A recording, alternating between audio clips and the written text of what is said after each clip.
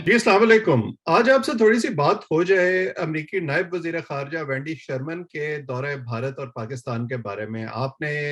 Social media और main stream media पर coverage देखी ली होगी, और एक बड़ा स्टार्क डिफरेंस है उनके एटीट्यूड में जो उन्होंने दोनों मुल्कों में दिखाया, वो मुलाकातें जो हुई उनके दोनों मुल्कों में, और उन्होंने वाज़ेह तौर पर जो पैगाम इंडिया के लिए दिया और पाकिस्तान के लिए दिया, और इसका दोनों मुल्कों के साथ अमेरिका के ताल्लुकात पर आगे क्या असर पड़ेगा और इस खत्ते पर क्या असर पड़ेगा, इसके बारे में मैं थोड़ी सी बातचीत करना चाहता हूँ। देखिए, नायब वजीर खारजा जो हैं वो उन्होंने ये दौरे किए हैं, वगरचे उन्होंने 4 मुल्कों का दौरा किया था। उन्होंने अपना ये दौरा शुरू किया स्विट्जरलैंड से, फिर वो उज़्बेकिस्तान गई, फिर इंडिया गई और आखिर में पाकिस्तान आई। और जो ज्यादा हैरानी की बात यह है वो ये है कि जब भी माजी में कोई अमरीकी अहलकार भारत का दौरा करता था या पाकिस्तान का दौरा करता था, और जाहिर है कि दोनों मुल्कों में अपने अपने तरीके से स्पिन देने की कोशिश की जाती है, मामलात को ऐसे सवालात पूछे जाते हैं जिनसे ये जाहिर हो कि अमेरिका का झुकाव किस तरफ है। लेकिन अमरीकी अहलकार बड़े केयरफुल रहते हैं अपने अल्फाज के चुनाव में, बड़े डिप्लोमेटिक जो जुमले हैं वो बोलते हैं ताकि किसी एक तरफ उनका झुकाव वाज़ेह तौर पर महसूस ना हो। लेकिन इस दफ़ा हमने देखा कि वेंडी शर्मन ने भारत के दौरे के दौरान जब उनसे पाकिस्तान के बारे में सवाल हुआ तो उन्होंने कोई लगी लिपटी रखे बगैर ये कहा कि हम पाकिस्तान के साथ जो लॉन्ग टर्म रिलेशनशिप है वो बिल्कुल नहीं देख रहे, ना हम पाकिस्तान के साथ जो ताल्लुकात हैं उनको दोबारा से रिपेयर करने में इंटरेस्टेड हैं, क्योंकि हमें नहीं लगता कि हम ये कर सकते हैं। दूसरी तरफ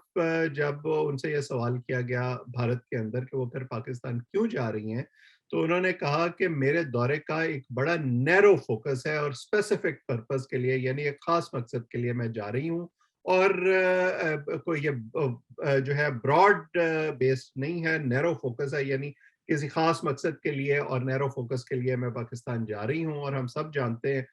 कि इस वक्त अमेरिका का एक वाहिद इंटरेस्ट अगर इस रीजन में पाकिस्तान के हवाले से रह गया है तो वो पाकिस्तान का जो किरदार अफगानिस्तान में है, और जो तालिबान ने अब टेक ओवर किया अफगानिस्तान में, उस हवाले से जो अमेरिका के कंसर्न्स हैं वो हैं जिनके वजह से वो थोड़ा बहुत पाकिस्तान की तरफ देखता है। जो उन्होंने ट्वीट्स किए भारतीय फॉरेन मिनिस्टर से मुलाकात के बाद और पाकिस्तानी फॉरेन मिनिस्टर से मुलाकात के बाद, दोनों की लैंग्वेज में बड़ा वाज़ेह फ़र्क है। उन्होंने भारतीय वज़ीर ख़ारिजा को अपना दोस्त करार दिया। उन्होंने ये कहा कि हम भारत के साथ कसीरुल जहती जो ताल्लुकात हैं वो चाहते हैं। उन्होंने कहा कि हम इंडो पैसिफिक की तरफ देख रहे हैं, यानी वो इंडिया को इस रीजन में एक बड़ा रोल देना चाहते हैं, और उनका ख्याल ये है कि इंडिया जो है वो ये रोल प्ले कर सकता है। जबकि पाकिस्तान के वज़ीर ख़ारिजा से शाह महमूद कुरैशी से जब उनकी मुलाकात हुई तो हमने देखा कि उन्होंने इस तरह के फ्रेंडली अल्फाज जो हैं वो इस्तेमाल नहीं किए, और उन्होंने ये कहा कि we will continue pressing for resolution of regional and global challenges, यानी सिर्फ जो चैलेंजेस हैं, जो मसाइल दरपेश हैं, उनके हल के लिए हम कोशिश जारी रखेंगे पाकिस्तान के साथ मिलके। और जाहिर है कि जैसे मैंने पहले कहा, इस वक्त उसका जो मरकज और महवर है वो सिर्फ अफगानिस्तान है। हमारा जो ये ख्याल था कि हम शायद अपनी अहमियत मनवा सकते हैं दुनिया की नज़र में अगर हम तालिबान के साथ अपने आप को ब्रैकेट कर लें,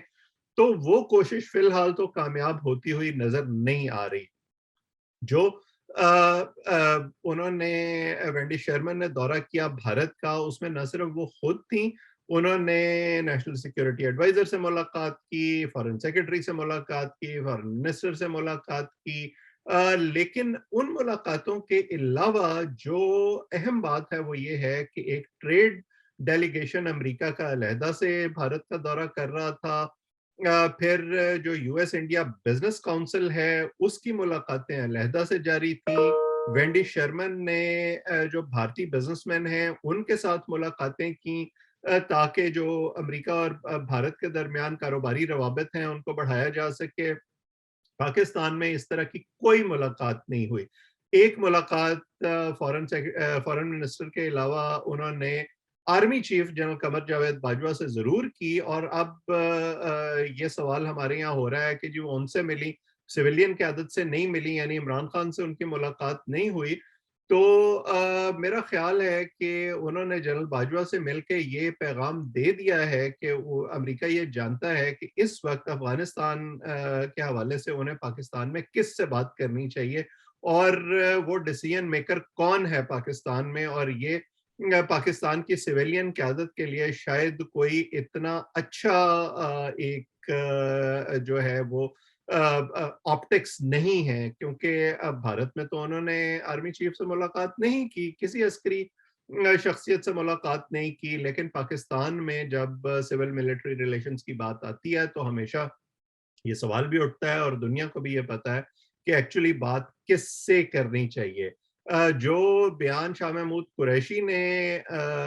دیا میٹنگ کے بعد، انہوں نے یہ کہا کہ میٹنگ میں ہم نے ان سے کہا ہے کہ جی ہمیں تو براڈ بیسڈ ریلیشن شپ چاہیے، اچھے تعلقات چاہیے. تو وہ تو آپ کے پاس آنے سے پہلے بھارت میں یہ کہہ چکی ہیں کہ ہم آپ کے ساتھ اچھے تعلقات یا دورست تعلقات قائم کرنے میں انٹرسٹڈ ہی نہیں ہے، تو پھر آپ کیا ڈھونڈ رہے ہیں؟ وہ ایک فیض کا شعر ہے کہ ایک طرز تغافل ہے سو وہ ان کو مبارک، ایک عرض تمنا ہے سو ہم کرتے رہیں گے. سو وہ عرض تمنا ہم بار بار کیے جا رہے ہیں، لیکن اس کو اب نہ امریکہ سننے کو تیار ہے، نہ دنیا سننے کو تیار ہے. پھر ایک جو انہوں نے ملاقات کی کچھ صحافیوں سے امریکی ایمبیسی میں اسلام آباد میں، اس میں ان سے سوال ہوا کہ جی فون بائیڈن صاحب نہیں کر رہے، تو اس کے جواب میں انہوں نے جو ہے وہی جواب دیا کہ نہیں نہیں وہ فون شاید جلدی کر لیں گے، اور اس قسم کا ایک ڈپلومیٹک جواب دیا. لیکن جو ڈیمیج تھا میرا خیال ہے وہ انہوں نے آنے سے پہلے کر دیا تھا، اور یہاں پر انہوں نے چند رسمی جملے جو ادا کیے پاکستان اور امریکہ کے تعلقات کے حوالے سے، ان سے وہ ڈیمیج ریپیئر نہیں ہو سکتا، کیونکہ یہ واضح ہو گیا ہے کہ امریکہ نے اپنا وزن پورے کا پورا پاکستان کو نظر انداز کر کے بھارت کے پلڑے میں ڈال دیا ہے. اور ان کا یہ دورہ جو تھا وہ it comes at the heels of several other meetings, یعنی بہت ساری ایسی میٹنگز جو ہیں امریکی کانگریس میں اور امریکی سینٹ میں ہو چکی ہیں، جن میں امریکی وزیر خارجہ ٹونی بلنکن، ریپبلکن پارٹی کے اراکین، ڈیموکریٹک پارٹی کے امیدوار جو اراکین ہیں، ان سب نے کھل کر پاکستان پہ تنقید کی ہے، اور امریکی عہدیداروں نے اس کے ساتھ اگری کیا ہے، نہ صرف سویلین قیادت نے بلکہ ملٹری قیادت نے بھی، جنرل مارک ملی نے بھی، ٹونی بلنکن نے بھی، اور اب وینڈی شرمن نے بھی. اور امریکہ کے اندر یہ نہیں ہوتا کہ یہ تمام عہدیداران جو ہے یہ یک زبان ہو کر بول رہے ہوں اور انہیں صدر بائیڈن کی حمایت حاصل نہ ہو. سو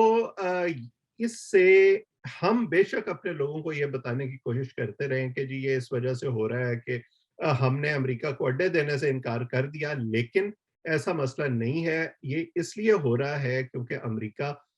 جو دہشت گردی کے خلاف جنگ ہے اس میں آپ کے کردار کو شک کی نظر سے دیکھتا تھا، اور آپ نے اس شک کو مزید تقویت خود دی ہے جب آپ نے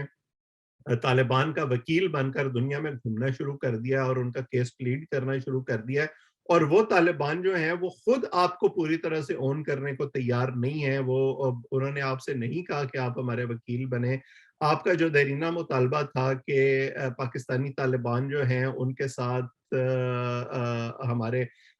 ہماری شکایتیں ہیں، وہ حملے کرتے ہیں پاکستان میں، تو ان کو ہمارے حوالے کیا جائے، انہوں نے ان کو بھی حوالے کرنے سے انکار کر دیا ہے. پھر آپ اب پاکستانی طالبان کے ساتھ بھی مذاکرات کرنے کی باتیں کر رہے ہیں. وزیر اعظم صاحب نے اس حوالے سے ترکی ٹی وی کو ایک انٹرویو میں بالکل کہہ دیا کہ جی ہماری بات چیت ہو رہی ہے. تو جب آپ اتنے زیادہ میلو ہو جائیں گے اور دہشت گردوں کے سامنے اس طرح سے گھٹنے ٹیکنے شروع ہو جائیں گے، چاہے وہ بارڈر کے اس پار ہوں یا اس پار ہوں، تو دنیا تو آپ کو شک کی نظر سے دیکھے گی کہ آپ ان کے ساتھ کھڑے ہیں. آپ کا جو کردار تھا دہشت گردی کے خلاف جنگ میں وہ شاید مشکوک تھا، اور اس کا جو اثر ہے وہ صرف دو طرفہ تعلقات پہ نہیں پڑے گا. اس کا اثر جو ہے وہ پاکستان کے